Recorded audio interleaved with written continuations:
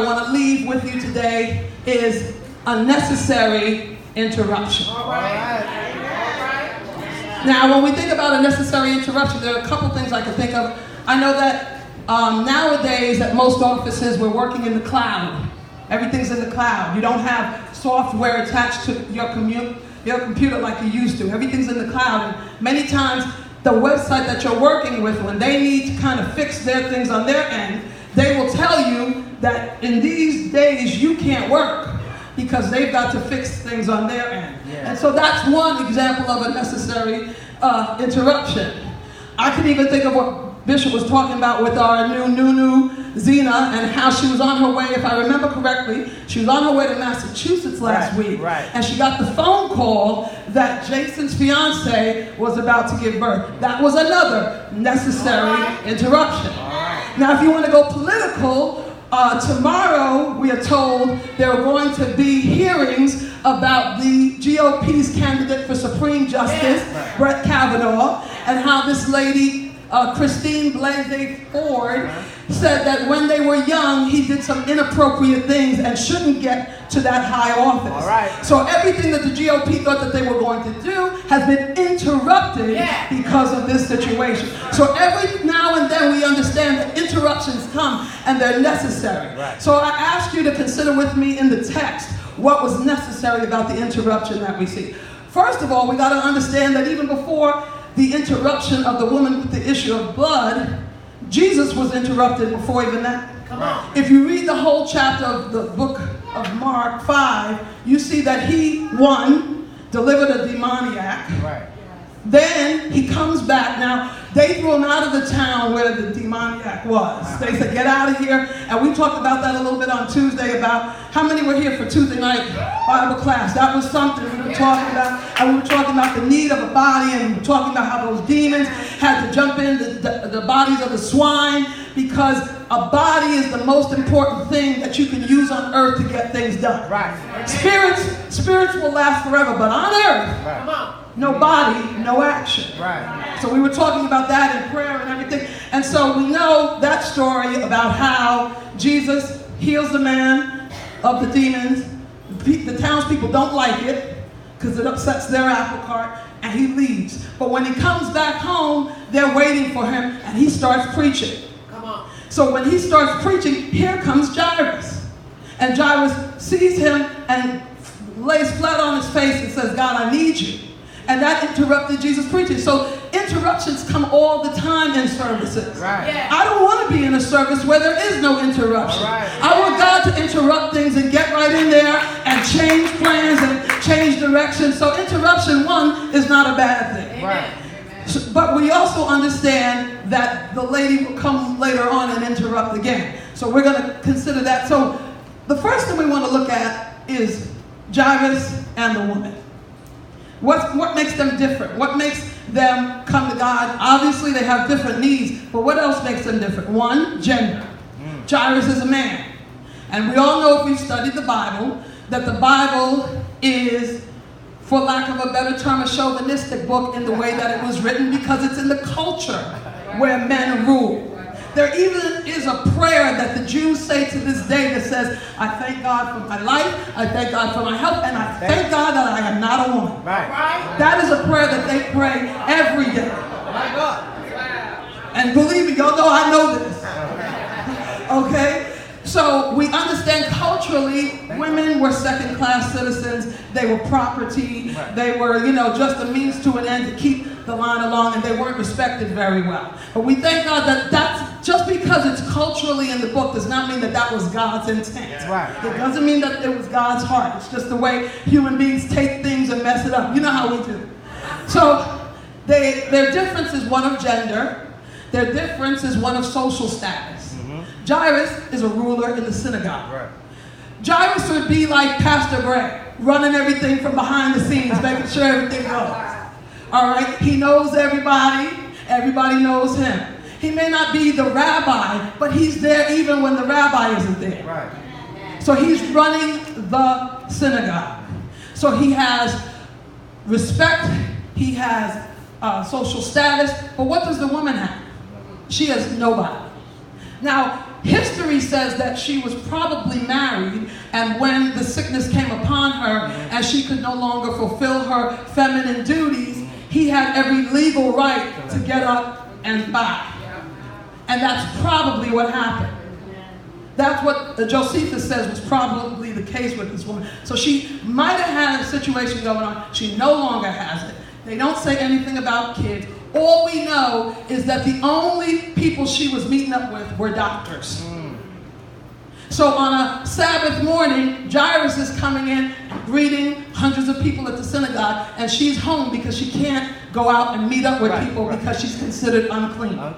So they're different in gender, they're different in social status, and they're different in the way they see Jesus. Yes, Lord. Jairus is a ruler, so he says to himself, all I got to do is go and ask Jesus, come to my house, fix this situation, and it'll all be good. The woman knows she cannot do that. Right. So she says, I got to sneak my blessing. I've got him. I don't even want to deal with talking to him because I don't want to get in trouble. But if I could just from the back, just touch the fringe of his talents. When we say hem of his garment, we think she's touching the hem of his pants. No, there's a prayer garment that men wear every day, and it has fringes. Matter of fact, tomorrow is a high holy day. I'm off tomorrow, thank you, Jesus.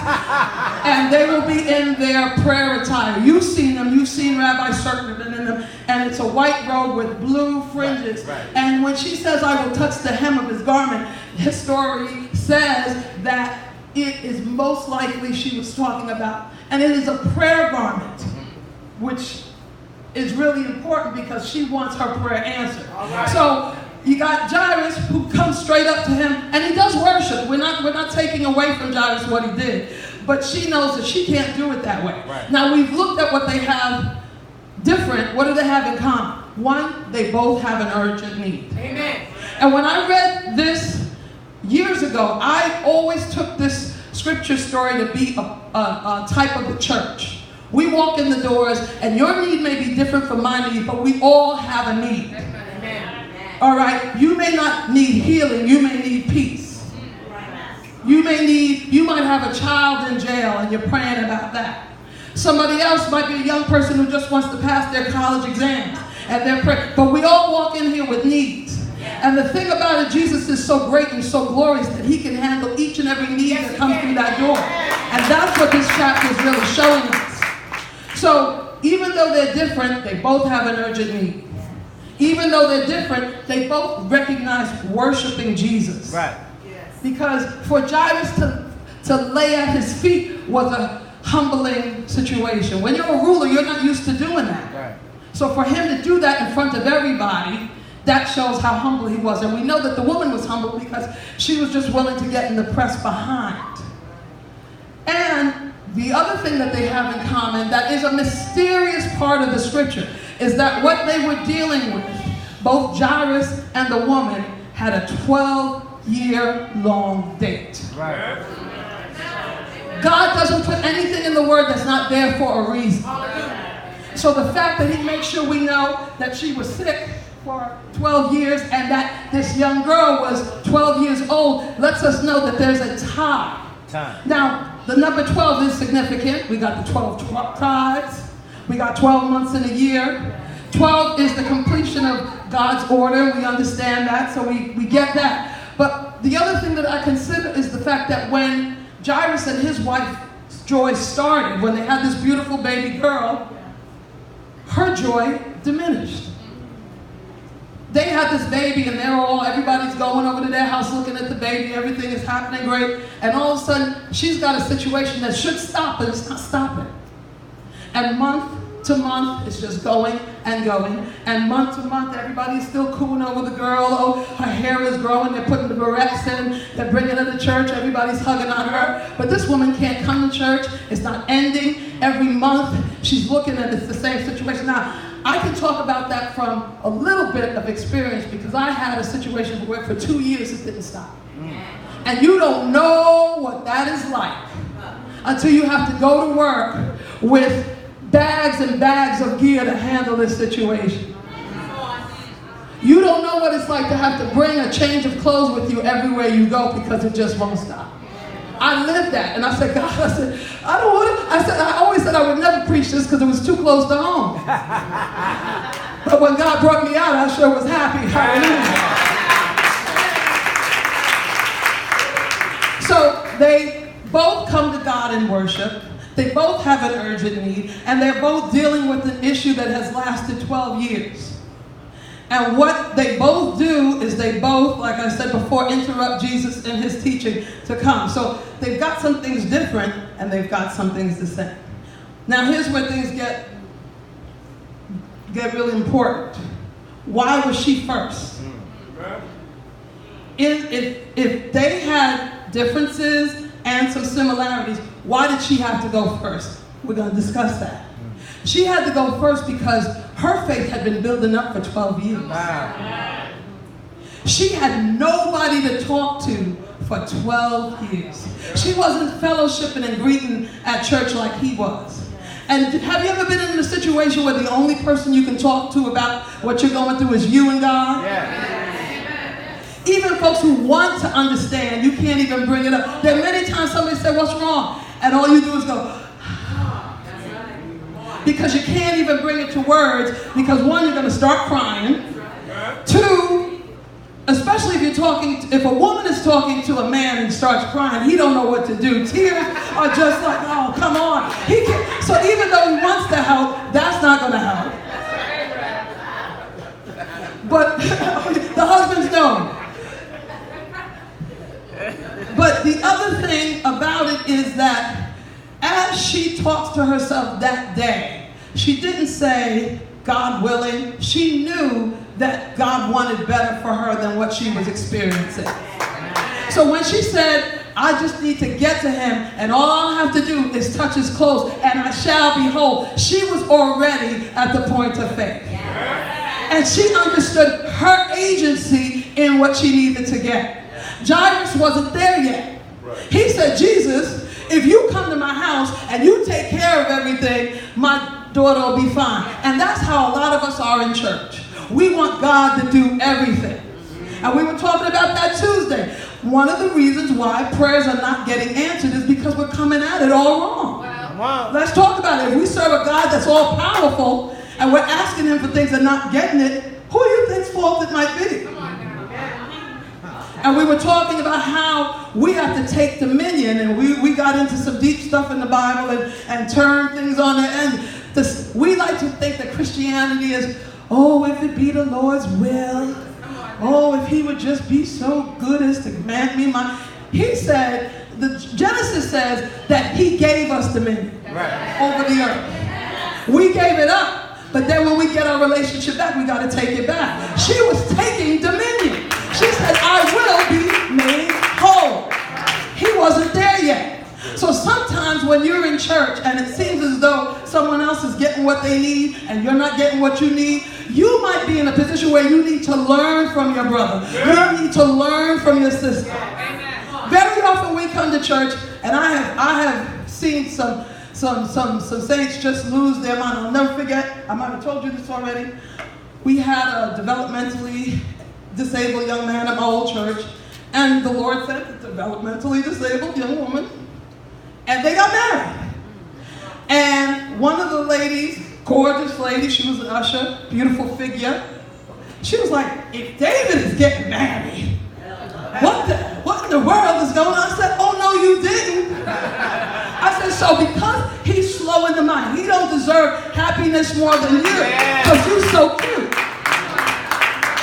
And at first, we was tussling, and then she came back to me. She's like, Crystal, I am so sorry. I realize now how I was thinking about things. When we come to church, we think it's all about our needs ought to be met.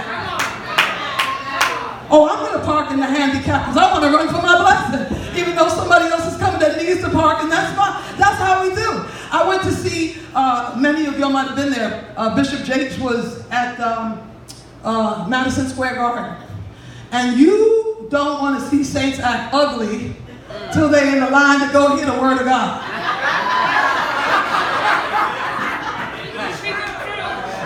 Don't let them be the pastor's aide to their church and they think they got a little status. They're trying to hold spots for 20 other people. And I'm like, wait a minute. These truck behind you been standing all day and you're going to let sister so-and-so that texted you on the... No. They got to get in the back. We have this thing that we are so special that other folks need to suffer, but we need our stuff taken care of. And that's one of the things we got to kind of dismantle if we want to see God move. Come on. I am so into God giving you a blessing because your blessing ties into my blessing. When Joanne goes to Dubai, I'm getting my money ready to get my ticket. Okay? When I see great things happen in the people of God's life, I'm not saying, oh, why that? It's always that. I'm saying, God, thank you. Thank you that I get to be around folks that God is blessing because it's rubbing off. The aroma's in the room. So this woman had a little more faith. And, now here's the thing, she was discreet. Yes. She didn't want no recognition. She didn't want nobody to say anything. If Jesus didn't hold the whole thing up and make sure that they had this course, she would have been fine. She walked away with her blessing. That's all she needed. Can we get to the place where we don't need all of the accolades and all of the praise and all of the compliments when we do something halfway good? If the bishop don't call our name, we out for 3 weeks. Well.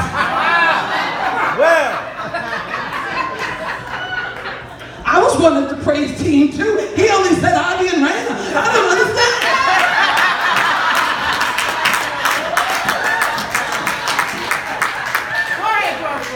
You got folks sitting home watching the Word Network because you didn't call their name. Come on. And then I go, because I'm a little crazy, I go, well, did you call his name though? Because he didn't do you like you don't. When you don't call him, he's still faithful. Isn't that amazing? Isn't he? He comes right back and blesses you when for weeks and weeks you don't call his name. So she didn't want any credit. She just wanted to come, get what she needed, and move on. And let me say this. We talk about Jairus' daughter because she was at the point of death, but let me tell you, I can tell you from experience, when you losing blood day by day by day, you are anemic, and just, I'm sorry, most of us are grown up, whenever we're in that state, our organs have moved over to deal with the uterus being what it has to be at that time. Right. Just like when you're pregnant, your organs move. So to stay in that state for days and weeks and months and years is a distorted state of the body. All right. So her need was just as great as Jairus' daughter, who they say was laying at the point of death. Sometimes you may not see it, but your brother, your sister's need is just as great as yours. Right. Sometimes we're so selfish, and we all do it. It's the way we live in our own world, so we see things the way we see things. That's right. But she was spending money and getting worse. She was giving doctors money and getting worse. So she was just as, and for her to press, it probably was the fight of her life. Because when you're losing blood, first of all, you're dizzy, you're anemic, you're weak, and yet she still knew she had to do it. So seeing her, now, and that's why Jesus had to kind of stop everything, because he knew Jairus needed this. Jairus needed this little commercial as they were about to see a miracle happen in their lives. Wow. So the woman teaches Jairus something, because what does he say? 2 things that Jesus does that is amazing. One, Jesus puts that woman right in the same category that Jairus puts his daughter. Wow. He didn't say woman. He didn't say lady. He didn't even say damsel. He said daughter. Come on now. So he's reconnecting this woman to God. Right. He's letting her know you will never not my daughter, and I never stop loving you. That's why he had to stop and talk to her. She could have went away with her miracle, but she wouldn't be reconnected to God in the way Jesus wanted her to go. So he stops and he says, daughter, as she tells him the whole story, your faith has made you whole. And Jairus needed to hear that it's the faith of a person that works in the miracle. Again, we sometimes want God to do it all, and we sit back with no faith. And You've got to do like Jesus said. He says that if we have the faith of a mustard seed, right? Now here's the thing. A seed is meant to go in the ground and grow into something.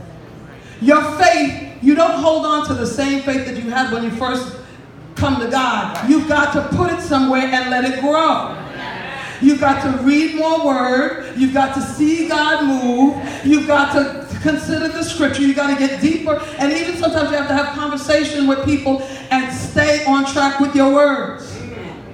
I'll never forget, I was talking to my sister. And we were in the church years and years. And there was something going on in the family that was real troubling. And she said, my problem with you is you just don't seem worried about it. And I said to her, we are Christians, right? She said, yeah. She said, well, then Jesus said, don't worry. She said, well, somebody has to, because we've been taught that worry is the equation for getting something done. Worry is a useless action, and it doesn't get anything done. And when you talk to people who put worry in the equation, you need to turn and keep it moving, because that's not what God wants us to do. If you're talking to Christians that are always talking about worry, you need to end that conversation right there, because you're not going to get what you need when you're talking worry. Jesus didn't say, sometimes worry. He said, do not. There are not many things that Jesus tells us not to do. The 10 Commandments got things that it tells us not to. But Jesus said, do not worry. Do not be afraid. So he was always letting us know that the worry issue is a waste of time. So who's about trying to make you worry? It ain't God. And you're not showing you love your situation or your child, whatever it is, more by worrying about it. Right. You're just showing that you want to waste time. We've been cultured to believe that if I sit there biting my nails, she must really love them. Meanwhile, I should be praying, laying hands, taking some anointed oil and hitting the situation, and not letting the devil see me sweat. But we've got to change our thinking. Again, God's not the failure. We've been doing things wrong, and we've talked each other into doing it wrong and accepting it. You ever have a conversation with a Satan, they start talking doubt, fear, worry, and you go, I gotta go. And they go, who she thinks she is? I'm sorry, I can't stay around that. And even Pastor Laverne, she taught so well and told us sometimes while people are talking that nonsense, you gotta say, I don't accept it in the name of Jesus. And burst that back in the name of Jesus. And you keep it moving. And Jesus did it because when he goes into the house, so Jairus needs to see what the woman does. And then when he gets to the house, who's there but the warriors, the mourners, the criers, the folks that feel they're doing you a service by rubbing your back and telling you, oh, I'm so sorry for you. Now they knew that Jairus went and got Jesus to come. And their answer to Jairus was, don't trouble him anymore. Now if you got God, the healer, the miracle worker, and you're supposed to be my friend, and he's all the way back, still on the way to the house, you're going to tell me, forget it, time to go, it's over. I don't need friends like that. I need friends that say, it's looking real bad, but we don't care what it looks like. You got, God is right here, he's on his way. Oh, this is all right, he can do it. And you know, what always amazes me is when we stop looking at the word, we get weak. Yes. These people were Jewish, but they had, through history, stopped reading the word. Because if they would have read that Elisha prayed and a young boy went from death to life, they would remember, wait a minute, he already did it. So maybe Jesus coming, we can see this happen again. But when you get away from your word, you get away from the power.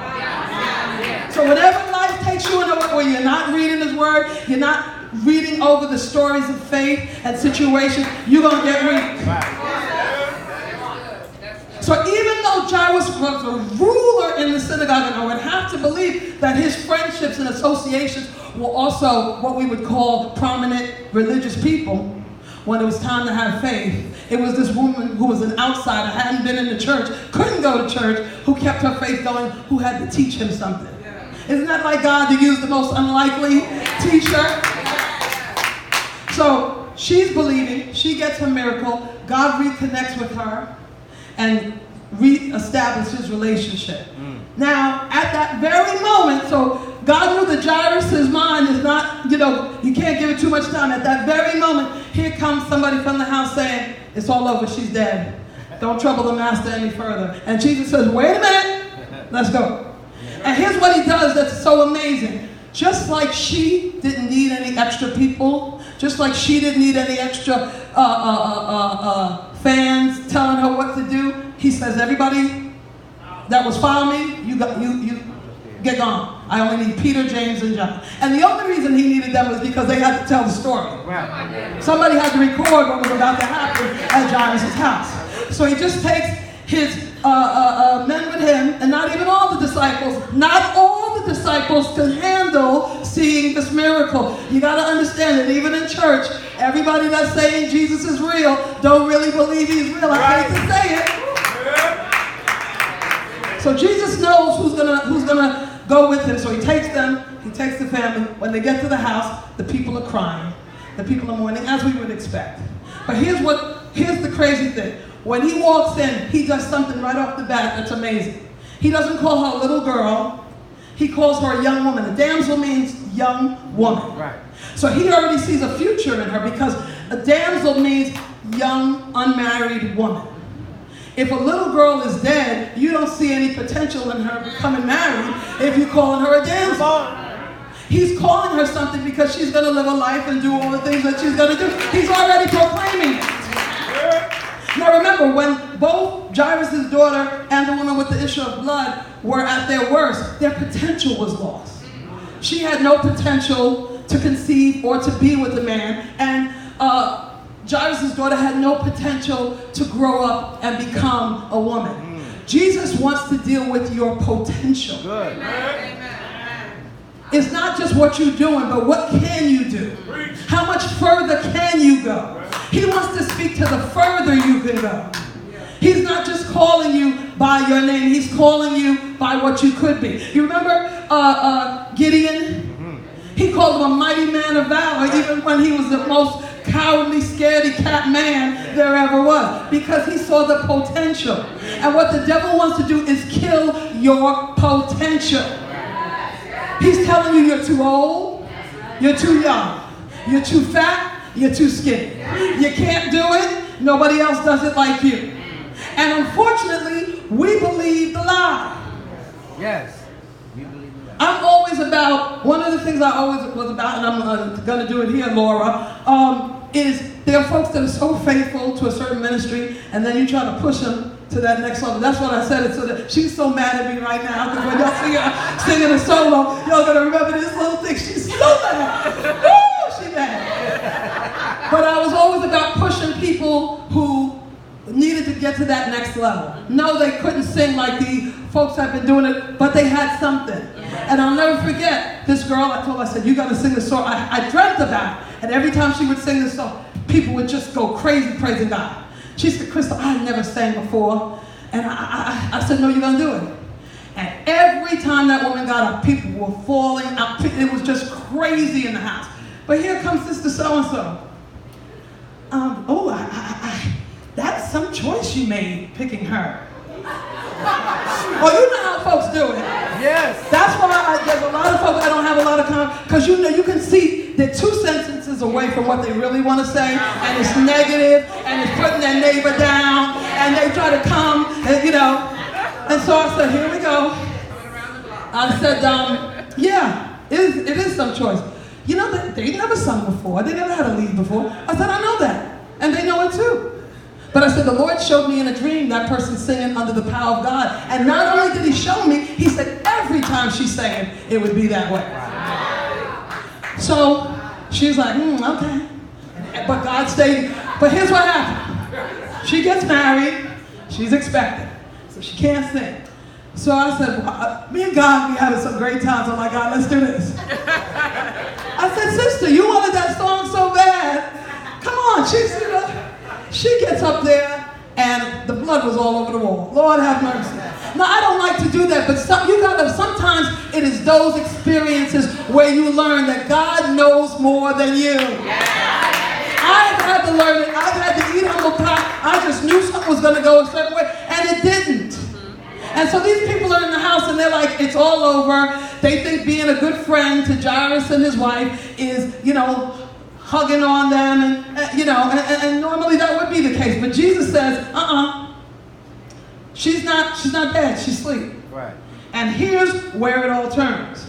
They had a choice at that moment to say, here's Jesus. Right. He's been doing all these miracles, and he's changing what we think about something. We just think it's another death, tragic. He says, no, it's not.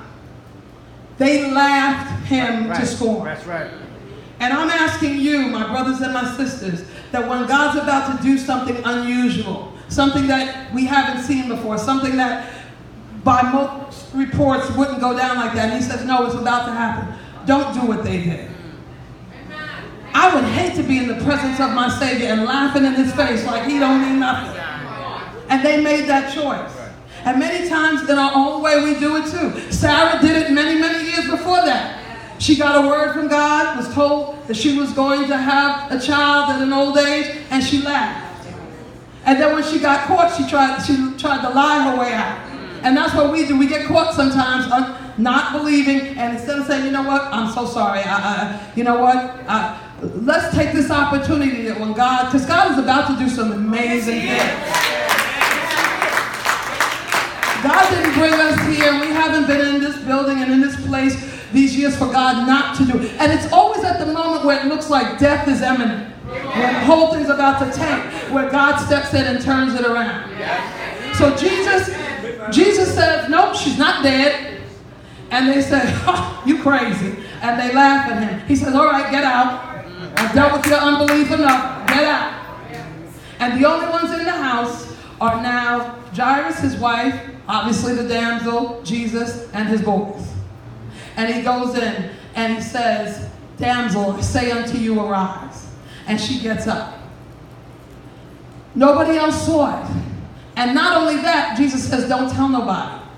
Now that's one of those things that really always make me scratch my head, because these folks knew she was dead.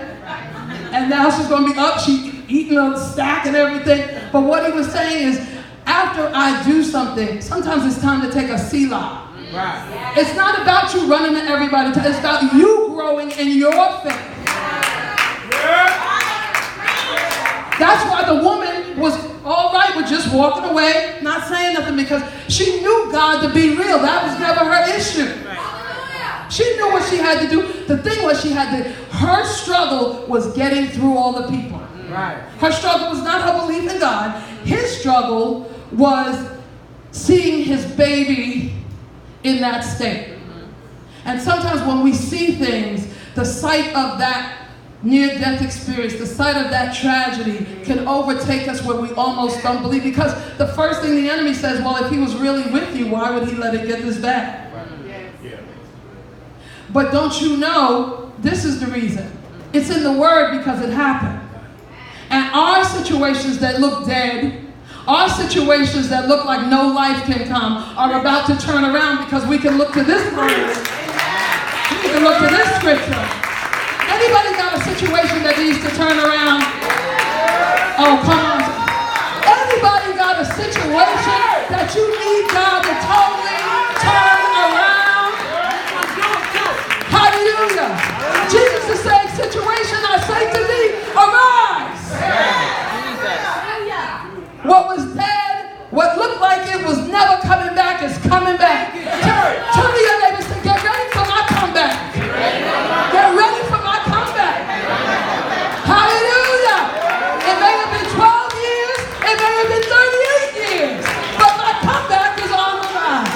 Hallelujah. Hallelujah. Oh, come on and praise him. Hallelujah. Hallelujah. Now, I'm about to sit down. I just got to say one last thing. Don't sit down, because we're about to praise him. Jairus risked everything by going to Jesus, because the religious community was not for Jesus. And he knew that if he went to Jesus and brought this same Jesus to his house, his career was over. What are you willing to let go to get what God has for you? Everything is a transaction. For mourning, you get joy. Okay? For darkness, you get light. If you want the comeback, what are you willing to let go of to get your comeback? You ever see people, athletes, and they start getting real restful and they gain weight, and then they're about to come back. They got to put the fork down to make their comeback.